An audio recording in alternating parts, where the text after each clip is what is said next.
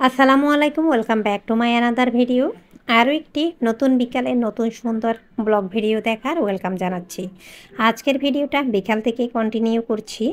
যখন দেখবেন জানালা ঘেয়ে আমার বিছানায় এইভাবে রোদ আসে, তখনই বুঝে নিতে হবে যে আমি বিকাল থেকে আজকের ভিডিও কন্টিনিউ করছি। যদিও আমি বিকালে কন্টিনিউ করব শুধুমাত্র 2 থেকে 3 মিনিট বা তার চাইতে কম সময় পর্যন্ত। আমরা যখন দুপুরে ভাত খাই এর আগে এবং পরে, আগে যেমন রান্নাবান্না থেকে শুরু করে ইত্যাদি কাজকর্ম থাকে, হয়তো বা কাজের প্রেশার কম থাকে, কিন্তু ভাত খাওয়ার পরেও কিন্তু টুকটাক কিছু কাজ আমাদের থাকে। এরপরে যখন আমরা বিকালে নাস্তা পানি বা এই সে করি, তখন এর পরেও কিন্তু বা আগেও কিন্তু টুকটাক কাজ থাকে। আপনি যখন একজন হেল্পিং হ্যান্ড রাখবেন, সেই হেল্পিং হ্যান্ড এর যখন গায়ে জ্বর আসবে, আপনার ছুটি দিতে হবে, অবশ্যই দিতেই হবে। আর আপনার যখন গায়ে জ্বর আসবে, আপনি একজন গৃহিণী, একজন মা, একজন হাউসওয়াইফ, আপনার সংসারের কাজ থেকে আপনি কখনোই নিজেকে ছুটি দিতে পারবেন না। টুকটাক হাতের কাজ সেরে আমি গোছ কাজ করে রেখেছি।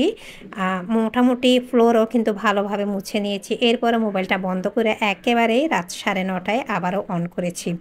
এখানে 4 ধরনের মাছ রয়েছে। এখানে থালিতে রয়েছে চিংড়ি মাছ, বাটা মাছ, আর একটা রয়েছে ঘ্যানগিনি মাছ, সাথে তেলাপিয়া মাছ।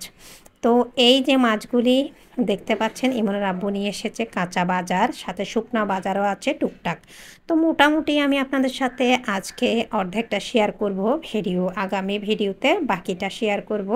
তা না হলে ভিডিওটা অনেক বেশি লং হয়ে যাবে। এই যে তেলাপিয়া মাছগুলি কাটতে আমার বা ডলতে 10 থেকে 15 মিনিটের বেশি সময় একদমই লাগেনি, কিন্তু চিংড়ি মাছও আমার কাটতে সময় লাগেনি, মোটামুটি হালকা পাতলা বড় ছিল। এর সাথে সাথে বাটা মাছ, যে ঘ্যানঘেনি মাছগুলো নিয়ে এসেছিল, আপনারা যারা পাক্কা গৃহিণী রয়েছেন তারা অবশ্যই জানবেন ট্যাংরা পুঁটি মাছ সাথে কই মাছ কাটা কতটা কষ্ট। তার চাইতে না বেশি কষ্ট এখানে আপনারা বাম পাশে দেখতে পাচ্ছেন সাদা যে চ্যাপ্টা টাইপের মাছগুলি, ওগুলোকে চট্টগ্রামে বাটা মাছ বলে। এই মাছগুলি কাটা কত না কষ্টের, শুধুমাত্র যেসব গৃহিণীরা কই মাছ কেটেছে তারাই জানে, আর যাদের হাওর আছে তারা তো অবশ্যই জানবে।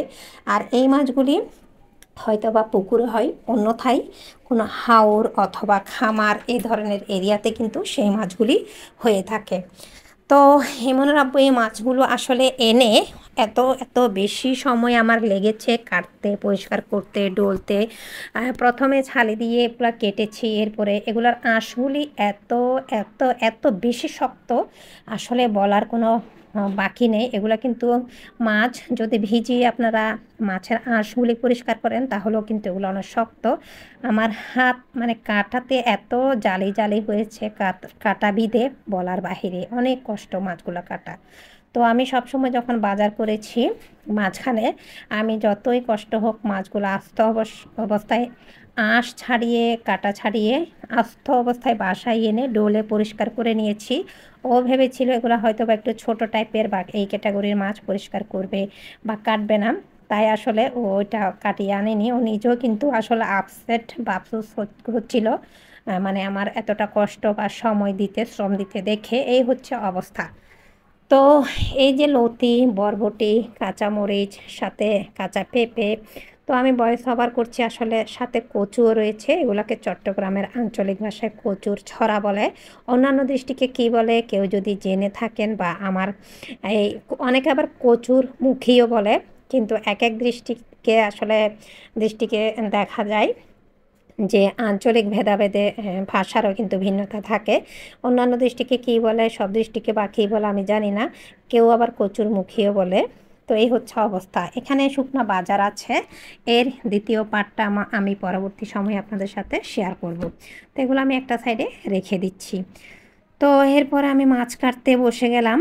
মাছ কাটতে বসে ইনানকে বললাম, তুমি যদি পারো একটু শ্যুট করো, আর না পারলে বাদ দাও। এই হচ্ছে অবস্থা। ও মোটামুটি আমাকে 1 মিনিট পর্যন্ত শ্যুট করে দিল। এরপরে মাছগুলো আমি তো অফ স্ক্রিনে চিংড়ি মাছগুলোও কেটে নিয়েছি, বাটা মাছ কেটেছি। এইবার তেলাপিয়া মাছটা কাটছি। আর ঘ্যানঘেনি মাছটা আমি কাটা, পরিষ্কার করা কিছুই শেয়ার করব না।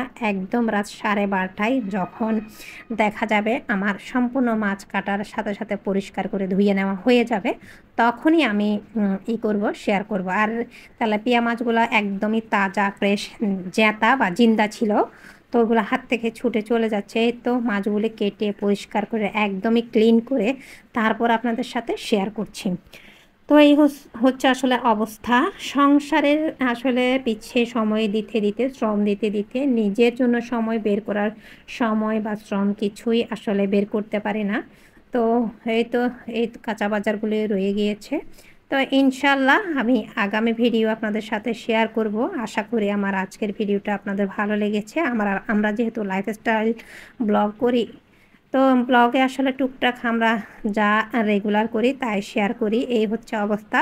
সব কিছু ভুলভ্রান্তি ক্ষমা সুন্দর দৃষ্টি থেকে দেখবেন। আজকের ভিডিও পর্যন্ত। আল্লাহ হাফেজ। আসসালামু আলাইকুম।